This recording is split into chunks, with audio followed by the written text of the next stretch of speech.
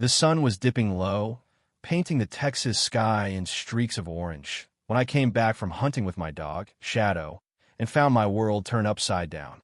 I'm Jake Harper, a guy who's seen deserts and war zones, but nothing prepared me for the fight waiting at my own front gate. The HOA had sent cops to my ranch, claiming my fence, same one I built with my own hands back in 2012, was out of code. A permit issue, they said, but when I saw that gate swinging open, Shadow freezing at my side, I knew this wasn't about a damn fence. Shadow's ears twitched, his eyes locked on the gravel path. He didn't bark, never does unless it's serious. I slowed my steps, rifle still slung over my shoulder, my boots feeling heavier than they should. Two vehicles sat in my yard, a sheriff's cruiser and a black SUV, no plates, engine humming like it was ready to bolt. A deputy, young and nervous, stood on my porch, hand hovering near his holster. Next to him was Lisa, the HOA, queen hair perfect, smile sharp, clipboard clutched like a weapon. In the SUV, a guy in a polo shirt sat still, mirrored sunglasses hiding his eyes. A watcher. "Mr. Harper," the deputy called, voice cracking just enough to betray him. "We're here to deliver a notice of temporary property seizure." I stopped dead. "Come again." Lisa stepped forward, cool as ice. "Your fence VY OLATS HOA, standard too tall. No livestock exemption for those goats of yours." I stared. "You're sending cops for goats?" The deputy blinked, but Lisa didn't. "It's a safety concern," she said. I told her that fence hadn't changed in over a decade, built to county specs. She smirked. "Flagged during inspection 2 weeks ago. I was out of state then." "We know," she said, and that hit me like a punch to the gut. Shadow moved then, padding to the porch's edge, digging with purpose.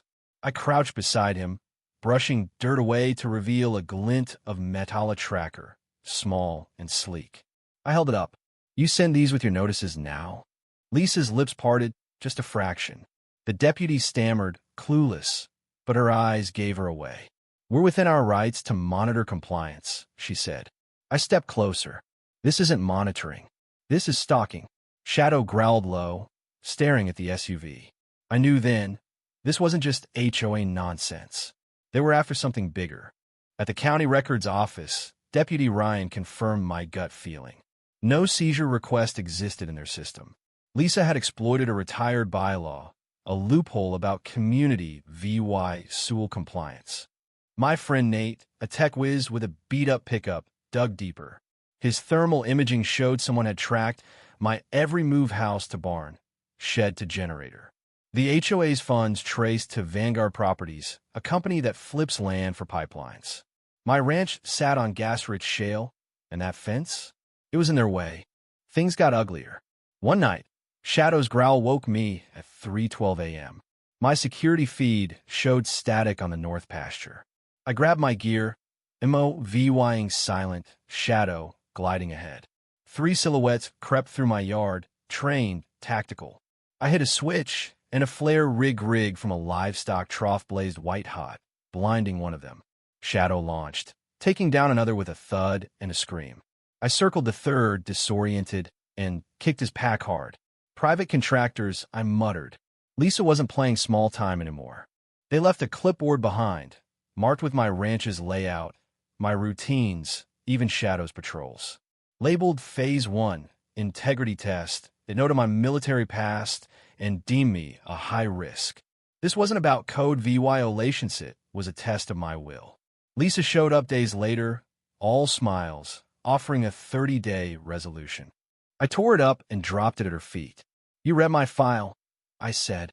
"Kandahar, Fallujah." She didn't flinch. "I know you don't break, Jake, but you isolate. And isolated men are easy to discredit." Shadow planted his paw like a line in the sand. She left, but her words lingered. The past came roaring back one night in the barn. I was sorting feed when the smell of diesel and burnt metal hit me. Suddenly, I was back in Afghanistan 16 years ago, with Shadow then a scrappy mutt by my side. My buddy Sam, we called him Torres for his cheesy mustache, was quiet that day. He opened a crate, and the world collapsed in fire and steel. I woke to Shadow's bark, blood in my mouth, half the station gone. They'd watched us, waited, struck when we felt safe. I swore I'd never ignore my instincts again. Back in the barn, I gasped, Shadow's head pressed against my chest. This was the same game, different players, same rules. I started digging, literally, at the dry well where nothing grew. 3 feet down, I found concrete, then a hatch sealed tight, no markings. Nate's torch cracked it open, revealing stairs descending into darkness. Shadow whined, a sound I'd only heard once before in Kandahar. We photographed it, hid it, and Nate's research tied it to a DARPA project, X-54 Beta, flag inactive in 2012. My ranch wasn't random, it was ground zero. A neighbor, Matt, showed up one night, pale and shaky. He'd signed Lisa's papers, thinking it'd protect his family, but now he was a loose end. He handed me files, meeting minutes, photos of Lisa with Vanguard execs. They're MOVYing soon, he whispered. Not HOA, something bigger. I buried the EVY Denke, one copy mailed to a friend, another clipped to Shadow's vest. If they wanted what was under my land, they have to go through us. The fight ended at the HOA town hall, a cramped room packed with neighbors. Lisa sat up front, pristine and white, like she hadn't sent armed men to my home. I walked in, Shadow at my side, Nate streaming live to thousands. I didn't wait for permission, just stacked files on the table. Vanguard's plans, thermal scans of the hatch, Lisa's forged violation notice. I played her voice, cold and clear. He's isolated. Push hard, he'll fold. The room went silent. A coffee cup hit the floor. You didn't care about fences, I said. You wanted me gone before I found what's under my land. Lisa stood, voice icy. It's classified history. The less you know, the safer you are. Shadow growled as she stepped back. I held up an envelope. This goes live in 24 hours news outlets, backups worldwide. If I disappear, you burn. The crowd turned. You called him unstable, one shouted. Lisa ran, her board members scrambling after. Within a week, the HOA collapsed.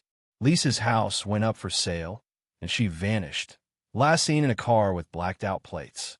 A package arrived days later, no sender. Inside, a card. Thank you for your silence.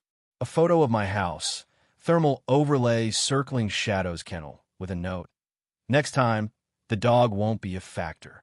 Shadow looked at me, fear in his eyes for the first time since the war. I didn't react, just ran my hand along his back. They'd lost the land, but found me. And I was coming for them. Vanguard, tank contract gone, CEO out, shell companies exposed. The story spread. Local news, podcasts, a national segment. My ranch was quiet again, traps now for coyotes, not contractors. Shadow patrolled at dawn, and I fixed that fence by hand, not because I had to, but because it was mine. Nate came by with whiskey and cigars. You did it, he said. I shook my head. We did. We toasted to good dogs and bad fences, and for the first time, I laughed like a man who'd won.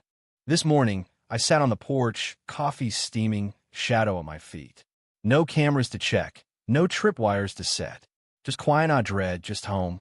A drone buzzed overhead, probably some kid chasing the vet from a story. Let them look. They're not seeing a story. They're seeing a man who stood his ground, a dog who never backed down, and a warning. Don't come for what's mine unless you're ready for what comes next. So what do you think? Was I right to fight, or should I have walked away? Is Lisa a VY lane, or just a pawn in a bigger game? What's under that hatch, history, or something they'll kill to keep buried? And if they came for your home, your dog, your life, would you fold or would you fight? Drop your thoughts below, hit that like button, and subscribe. I want to hear how far you'd go to protect what's yours.